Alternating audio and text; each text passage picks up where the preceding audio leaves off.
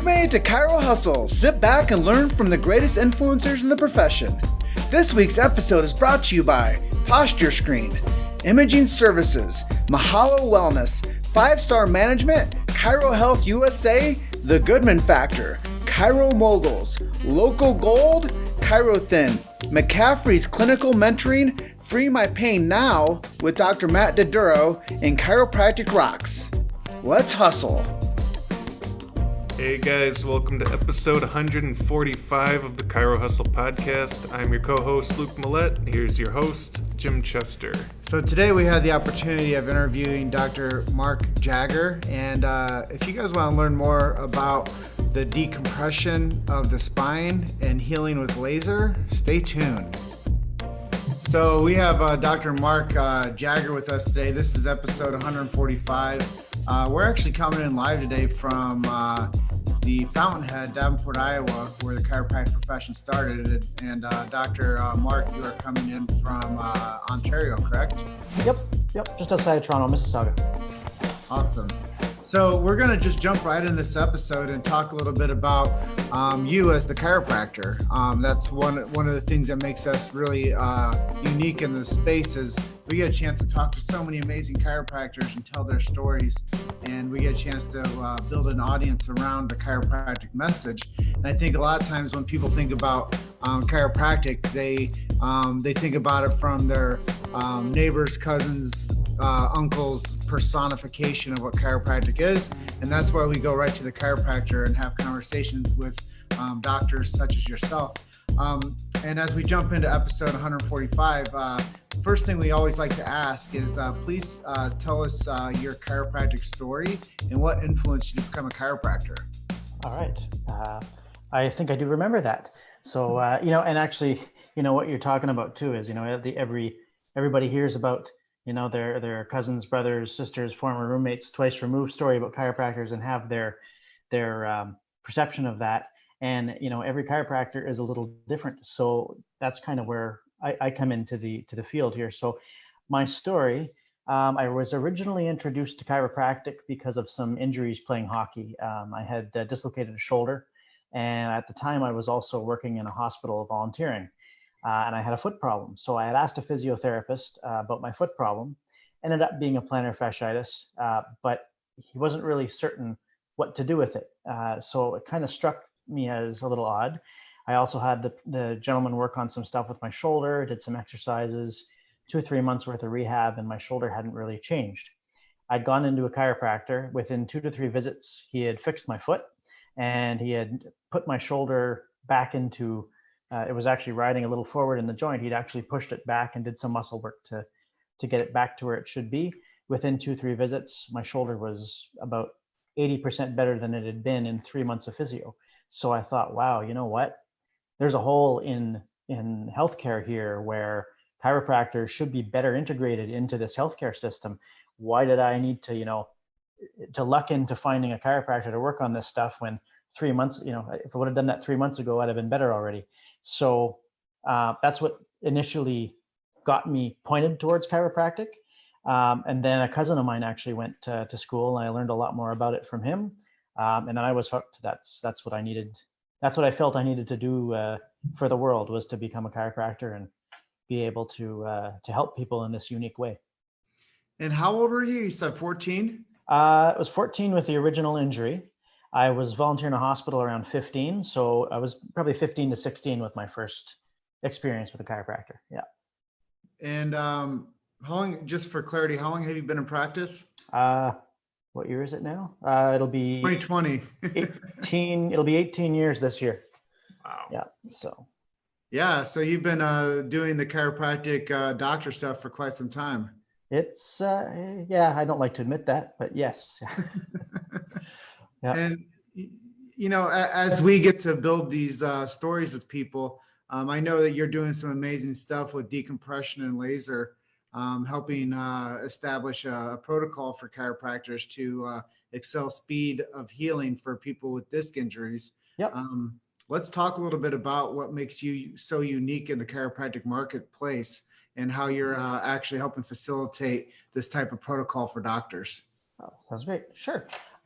Well, I guess, about 3 to 4 years into my chiropractic career, I started getting a little bit frustrated with my potential results with disc injuries. So the long and short of it is I had a few patients with disc injuries and they needed to be treated every week. I did acupuncture and chiropractic with them. If they didn't get their treatment every week, they would be in a bad way. So I felt bad taking any holidays. In fact, I didn't take holidays for a number of years. And I felt with what I was doing, it was just, it was helping them, but it was wasn't really fixing the disc injury. So around the same time I had injured my neck, I'd actually developed some chronic migraines from weightlifting and contact sports. And I was in a position where like 3 days a week of headaches. So I got interested in decompression because I felt I just, squashed the living heck out of my neck by lifting weights and banging my head off other hockey players. And that's where like it fixed my neck. And then I was able to work on those patients with the decompression, with the disc injuries, and then also employed laser with them as well. And I found that became a much more long-standing treatment for them. So I had these patients who needed every week to, get out to every 2 weeks and then eventually to every month. So it was a more effective treatment for that specific problem. Then fast forward a few years, we got so busy using laser and decompression on a protocol that we developed. I made a joke about if I had a machine that did it all for me, then, I could see more patients and I could get twice the work done in half the time. I actually had an idea in my head as to how to build that when I made that joke. And I just made it to the right person who told me, hey, I work for a company, marketing that does some, builds physio tables. Do you think they might be able to build you something? So I said, you know what? I got a design in my head. I'll contract them to build me a prototype. And it just kind of all went from there. And now what we have is a robotic laser enhanced spinal decompression system that has been in my office since about 2013. And now we're also deploying it on a pay-per-use system to other doctors. So that's kind of, in a nutshell, where my career and focus is now, from regular subluxation-based chiropractic, all the way up now to integrating technology with disc injuries. Very cool. So, would you say you have any favorite mantras or quotes or inspirational words of wisdom that keep you fired up every day? Yeah, absolutely.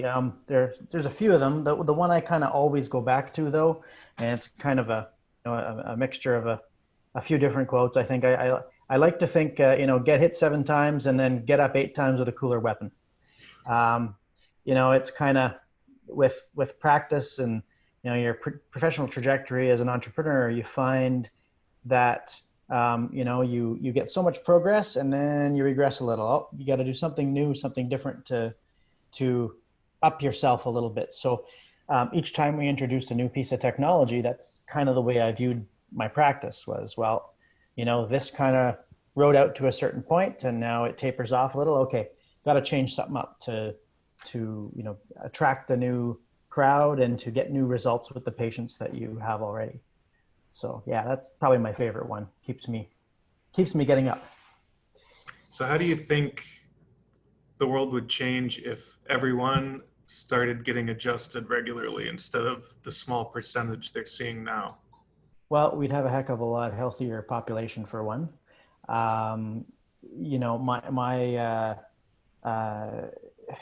My thing with, when I worked in the hospital, I saw a lot of patients getting surgeries and a lot of patients on a lot of medication. And, sometimes that's needed. Now I'm a little bit different than other chiropractors, some chiropractors that, don't like any medication, don't like any At times, this stuff is actually needed. And I've seen it help, many, many patients. But my problem was that I saw it employed way too early. So there's a patient that has plantar fasciitis or has, any back pain, neck pain, they end up going for surgery way before they really needed to. So if more people were getting adjusted and more people were getting these less invasive methods first, and primarily if the medical community and the rest of the community knew that these things existed and appreciated their effects, we would have a much healthier population with a lot less side effects based problems. So where do you see the future of chiropractic going in the next 20 years? Well, my hope is better integration. That's really where um, that's really was my goal of building this the technology that we built and utilizing technology in my practice was that there is a point where conservative methods we can get this much of the population, and then beyond that, once those conservative methods are not working anymore, then that's when we need more emergency care integrated. It's kind of, it's kind of all common sense to me in that respect. But absolutely, if more people were involving themselves in more preventative based care and more, what's the word I'm looking for? Less invasive type cares, we would have a lot less, we'd have a lot less health crisis, actually, is what we would have. Yeah, I think one of the things that we should touch on is, there's two parts of the healthcare model, and there's doctors that are made to keep people healthy, and there's doctors that are made to keep people from dying. And I think chiropractors do a little bit of both of that, but there's also the medical model of like medicine and surgery that's on the far end of that spectrum. And I think that as you being a least invasive type practitioner, we need to look at how can we heal the body through any means necessary that don't involve drugs and surgery. Mm-hmm. And I think that there's a time and place for that. But, I think honestly, like the medical profession, they love chiropractic. Yep. The medical profession, they can't wait to come in and get their regular adjustments and checks.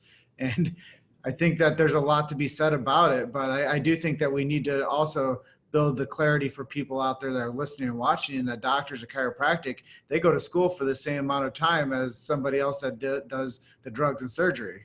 Yeah. Oh, absolutely. That's a great point on the clarity, for sure. And what you touch on with medical doctors loving chiropractors, this has been my experience in the last, when I first went into practice, there was a little bit of animosity still there. But as these new medical doctors are coming up, a lot of them love what we do, and a lot of them view it the same way we do as chiropractic and non-invasive methods first. They love the idea of non-invasive. They love the idea of supplementation. They love the idea of keeping people off the drugs and away from the surgery as long as possible, because, let's face it, the business for drugs and surgery is never, ever, ever going to dry up. So, this whole competition factor, although there may be, a few bad apples that view it that way in the medical profession, I think the majority of the ones coming up now really value what it is we do as chiropractors. Well, you keep people out of the infirmary. Absolutely. Yeah. And you enhance quality of life. Yeah. And I think that those are things that people don't really understand. We're like, well, why did I go see the chiropractor? Mm-hmm. Well, I think a lot of people don't really understand that the organ system is connected to the nervous system, which is connected to the immune system, which is connected to the spinal cord. Mm-hmm. And if we have a healthy moving spinal cord, then that canal of energy is going to animate the body much more effectively. Because obviously when you're 14, you felt when that shoulder wasn't working right, there was something going on in that nervous system. Yep. There's limitations of matter. Oh, absolutely. Yep. And that's where we can talk about the philosophy of the profession too, which makes it so unique and amazing, is that chiropractic is based on the triune: science, philosophy, and art. Yep. And there's so much to be said about what chiropractic stands on and why it's a standalone profession and does so much good for people that need the services. And, we could go down the rabbit hole all day long, but I think it's really good to put that distinction out there, especially in the era of like 2020, where people are looking for solutions for family health. Mm-hmm. Yeah, absolutely. So I know that you're into the technological front with using laser and decompression. Mm-hmm. One of the questions I want to go off script and ask you, what do you feel is the maybe not the most important, but something that over the past decade that's really helped shape the chiropractic profession that we're in today? That's a good question. Now I got to think, eh? All right. I would say the desires of the market to find healthier ways to live, I would say, has been the biggest shaping factor. I don't know necessarily if I've seen a great increase in percentage of utilization in the profession, which is, another one of my goals is to increase utilization by getting at those patients that I get a lot of patients that come in for the technology, but find out I'm a chiropractor and like, oh, I didn't want to go to a chiropractor. I just saw your machine and I saw your laser and I saw this and I thought it would work really well with me because I've never seen it before. And then they start getting into chiropractic because they see other patients getting adjusted. So there's definitely been an increase in the amount of people trying to seek out less invasive methods. So I think that I feel like that will snowball in the future. And I feel like that is kind of, the tip of the iceberg for chiropractic, where as people are seeking these less invasive methods, they're going to, the utilization rate will now start to improve. That's kind of, I feel that we're at a good place to finally see that utilization rate improve. Yeah, what you're saying makes a lot of sense to me, because if people knew what we know, they'd do what we do. Yep, absolutely. And that's just it, is a lot of people have the social equity of what chiropractic is doing will change the world. Mm-hmm. But people have to start speaking about it, and we have to start, like you said, utilization numbers need to go up.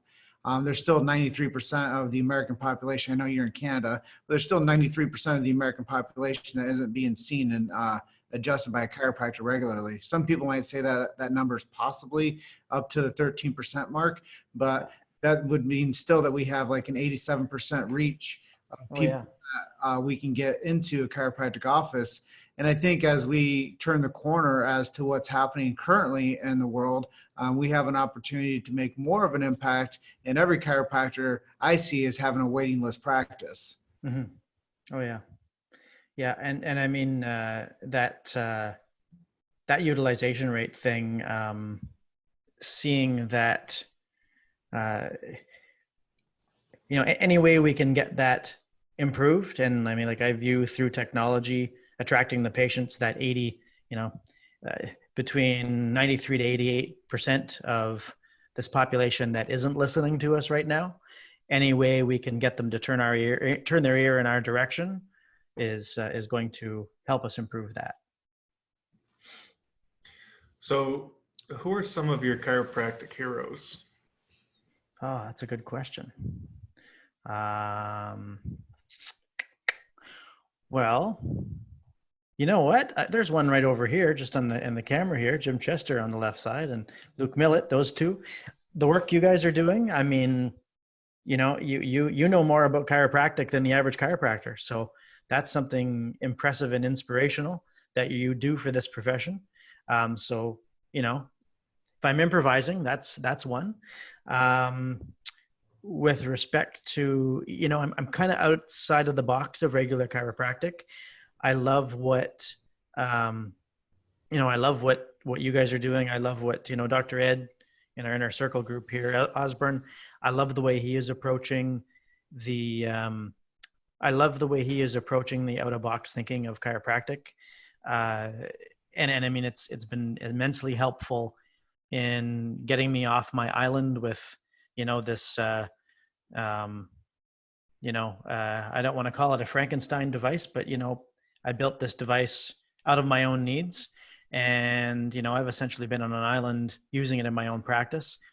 I've learned ways to get it out, to get some of the information out there from you and, from Dr. Ed's teaching there. So those are two right now that I can think of.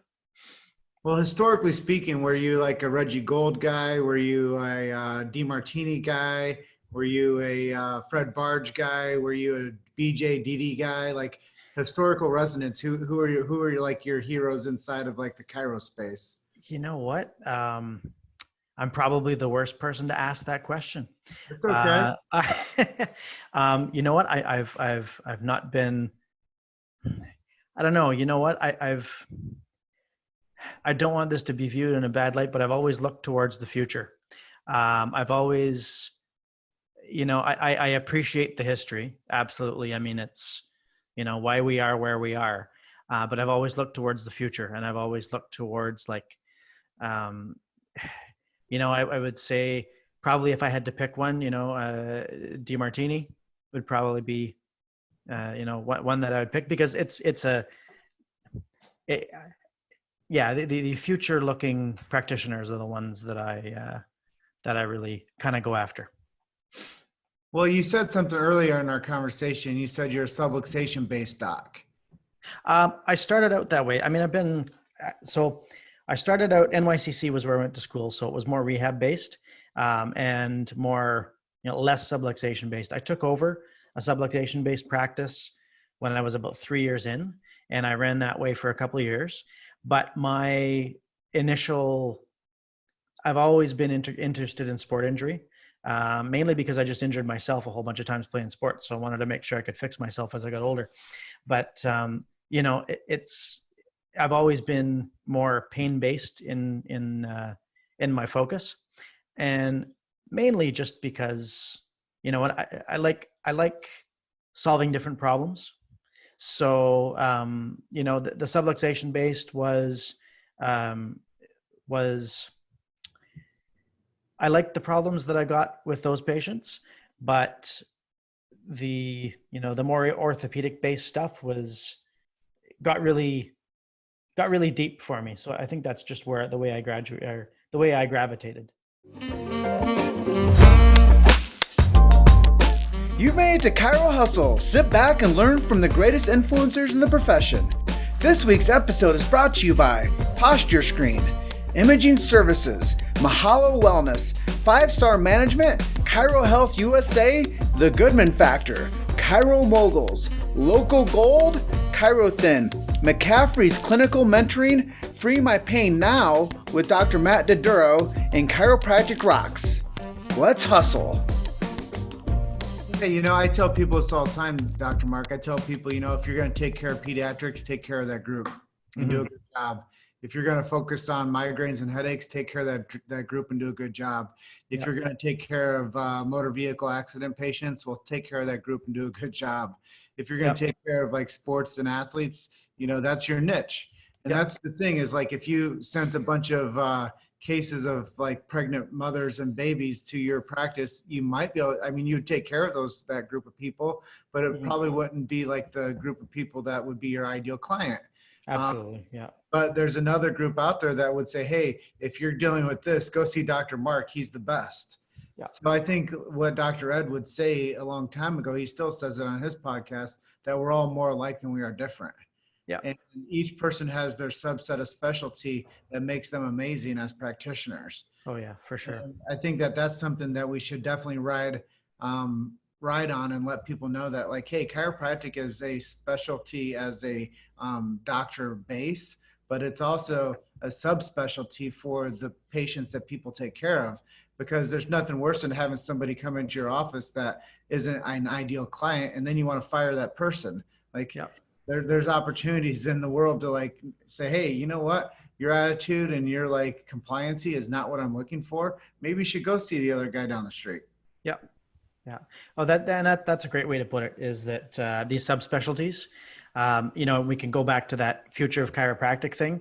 I see that becoming, for me, that's kind of the ideal, because I know subluxation guys, close colleagues of mine that are awesome, pediatric guys who got skip. Like, man, I wish I could send people to Wisconsin, but it's a little far from here. But, and like if I get a disc or I get a knee problem or something, I'm all over that. So I have practitioners in my community that I know if it's pregnancy care, I've got docs that I can send that to that are going to do, a more specific job than I'm going to do, So the subspecialty thing would be a great future for this profession, I believe. So what would you say is your biggest strength as a person or as a practitioner? Well, probably my obsessive compulsive desire to solve problems. How about that? That's obsessive compulsive in a positive way, maybe. That's really the way I got with the disc, the disc injury type thing. I wanted to do better with those disc injuries. Also business wise, like that, getting hit and getting back up. I would say, the reason we built this device in the first place was to be slightly different than the guy down the street. And so the business would perform better. So, I've had a long history of taking stuff apart and putting it back together. So that's physically, I've got a little bit of electronics background, a little bit of, hobby engineering background, taking apart cars and putting them back together. So that's kind of where the physical knowledge of knowing how to build stuff, and if I don't do it myself, knowing which specialty I need to get which part done and that type of thing. So resourcefulness as well, because I remember university back in the days of libraries and Rolodex cards things. So that's like more than 20 some years ago, sadly. You didn't have Google to look up an article. You had to go to the library and find the card.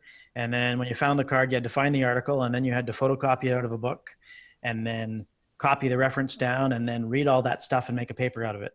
So basically you're, taking 20 books and 20 different articles and making your paper out of that. You had to be somewhat resourceful to do that, unless you were just straight plagiarizing, in which case that's a whole other thing. But, the resourcefulness to do different things and to look at things in different ways is probably, from 50 different angles, is probably the thing about myself that I think has, kept me thriving for the most part. So. Well, we need to get on an episode of how it's made, and yeah, you're explaining like the inner workings of your system that you've created. That would be fun, except for the fact that all the footage of me almost losing my thumbs in drill presses would have to be cut out. So, or actually we just cut it in there for entertainment value. Going back to OCD, I'm the same way. That's what makes me such a good editor. Yes, I have seen that in action, Luke. Yes, yeah. Yeah, it definitely is it's definitely a positive trait utilized in the right way. Yeah. You got to be careful with that one, how you use it. Yeah.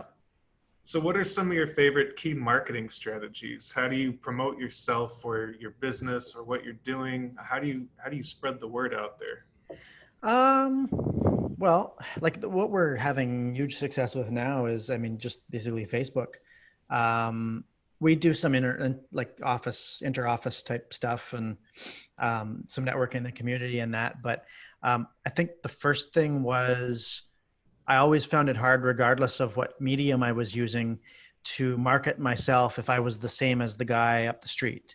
So the unique selling proposition aspect was the first thing that we needed to get down. And actually, funny where that kind of came from was a patient of mine gave me this, the Rich Dad, Poor Dad book when I was like 2 years into practice, because he was investing in all these apartments and all this stuff. And I was like 300 grand in debt, student loan wise, and just bought an office. And I read that book and I'm like, great, you know what? Income properties are wonderful. You buy it for this and you rent it for that, and you have a profit when you're all done. I love the idea, but being in the position I'm in, I don't have the money to do it. So I was actually on a plane when I was reading that book, and I'm like, wait a minute, I could lease a laser for $300-400 a month, and I could make $4,000 or $5,000 a month off that laser. So that's actually way better than buying an apartment and paying the taxes and paying the interest and all this stuff like that. So I looked at all those technology investments as just that, as an investment, and that made my office unique as well. So then I could market what I was unique or why I was unique. So that subluxation-based practice that I took over was 30 some years old. A lot of those patients were getting to the point where they were in their 80s and 90s. they loved the laser. So when you couldn't adjust them quite as much anymore, or you had to be a little more careful because of, this ailing population, I integrated this laser, and they're like, wow, it makes my knees feel better. So I had all these patients in their 80s that weren't getting adjusted as much anymore, coming into my office 2 times a week for laser because it made their knees feel better. So on marketing, my biggest pointer on marketing was make yourself unique somehow first. And then there's tons of mediums to get that out. And, once you get that out, there's, the sky's the limit. So what's your favorite app or technology to keep you engaged with your practice members? Oh, sorry, we cut out for a second. Do you have a favorite app or technology to stay in touch with your patient base? Oh, yes. Honestly, actually right now it's just like Facebook. We have like a, I don't know, it's not a private page. We have just a page for the office, and that actually keeps us in touch really well. It's such that, like certain parts we can only answer during business hours and things like that, but it gives us gives the patient the ability to ask us questions. And, if something comes up during treatment, they can't get to me because I'm with another patient. There's always that connection, that connectivity to communicate with the patients. So Facebook has been probably the biggest one right now. So do you do any like old school marketing, like emailing still? A little bit. Actually, we have not utilized our email list as well as we should, being transparent. But yeah, we're beginning to do that. We're beginning to do that a little more, and even just, keeping in contact, we sending a case study out, things like that. We've had some really good engagement with things like that. So, but yeah, email is huge. So of all the years you've been in practice, what would you say is the most impactful miracle story that you've seen happen? Wow, that's a good one too. I would say, and I've got a few of them with, like, I would say probably the best one I can think of, and it's kind of we haven't, it isn't the usual. This one patient, she had disc injury, 6 or 7 years worth of pain, 3 years of very severe pain with respect to like sciatic type thing. And she was in physio for, a solid year before she came and saw us. We had her on this table. It was a friend of hers that had referred her in. Three visits. She felt a click in her back, and it's more like it's an axial decompression, right? She got a shock of pain down the right leg where the sciatica was. She got up off the table, and she hadn't had pain right after that. This was 2 years ago that this occurred. She works at a grocery store that I frequent, and I see her all the time. The pain's never come back. So that was a pretty amazing thing. And the fact that, thinking, geez, I built this table. If I had not done that, this patient may have not got that relief. So maybe she would have, but, it was kind of cool to think that, this person, 7 years of pain, 3 years of severe pain, debilitating, got better so quick because something was just pulled in the right direction that pulled the pressure off stuff. So we had another one who was a severe disc injury, wiped out on the porch, and took her, 3 or 4 months to get back, but she was slated for surgery. She had come to me and said, I got 4 kids and I'm a single mom. I'm not going for surgery because if something happens, what's with my kid? What's going to happen with my kids?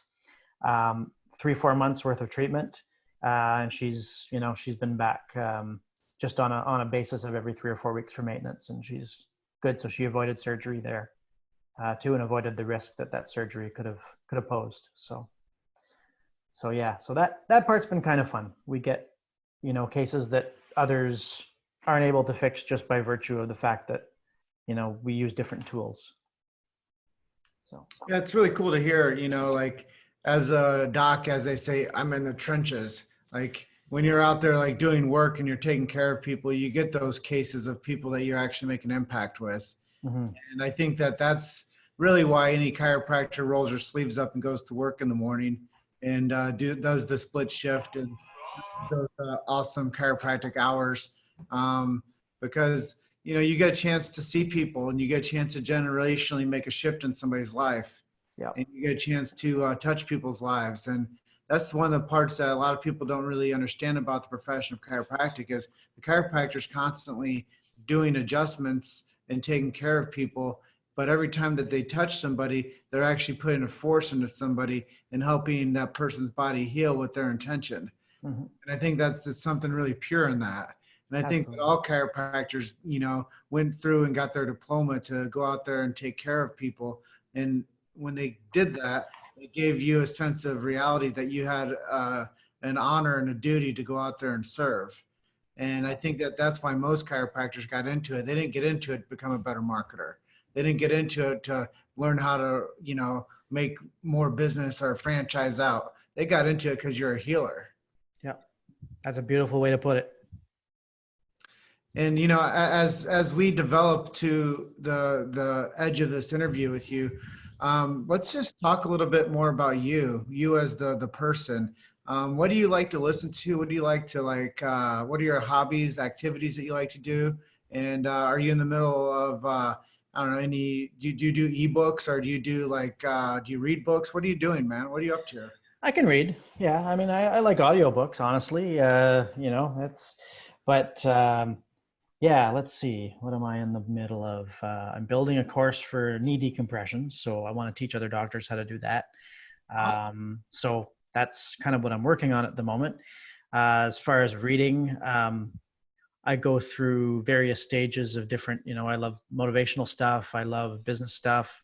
What I finished, Relentless, Tim Grover's book. I really like that one. I reread that all the time. That's been a really good one. Hobby wise, I've been playing my guitar a lot more often now, so that's kind of been good. It's kind of that left brain, right brain thing. I get to, the creative side.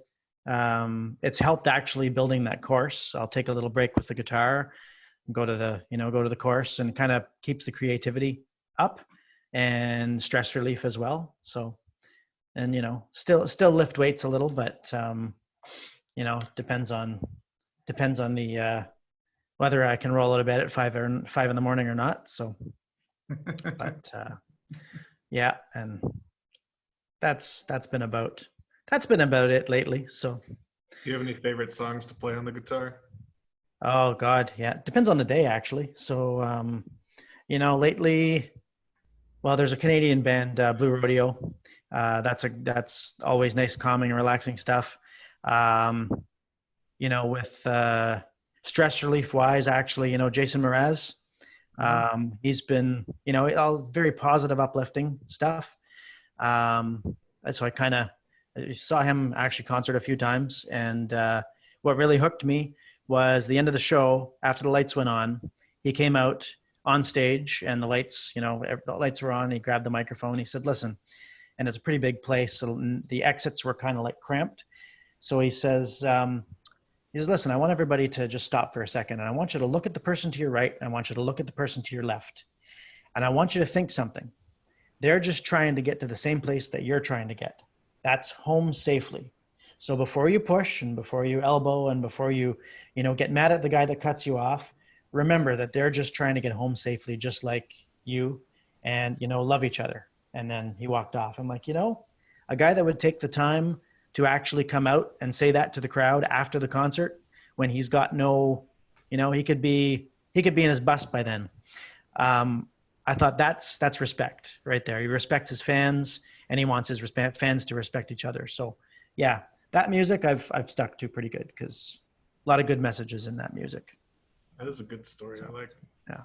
So what are some social media links or websites where people can get in touch with you or learn more about what you're doing? Well, we've got, there's a couple things actually in the works. So right now, probably the easiest, we're revamping the website. So the spineadvanced.com. So SPINEADVANCED.com. And it can always, I have a YouTube channel as well that has a lot about the spine specialist device and a few of the things that we're doing in my office. Or, email is dr.jagger, just like Mick, at spineadvance.com. So those are the three. I like to really engage with people. I mean, like we're doing here as well, those conversations. I like to exchange information through that. So I'm pretty personal that way. I like the direct contact. Well, we want to thank you for being our guest today and sharing a little bit about what makes you unique in this chiropractic space. And I know we threw a couple curveballs to you, but you hit them. And thanks, man. we appreciate your friendship and your support through all these times that we've been together. So right back at both of you. I really appreciate it. Thank you for the opportunity, and thank you for what you guys both do for the profession. It's incredible, and I've never seen anything like it. It's our pleasure. Thank you. Well, thank you once again for being our guest today, and do us a favor and enjoy the rest of your evening. Yes, you as well. All right, Mark. Okay. Thank you very much. Talk to you Have a soon. great evening. Yep. We'll see you. Bye. Thanks for listening to Chiro Hustle. Don't forget to subscribe and check back next week to continue hustling.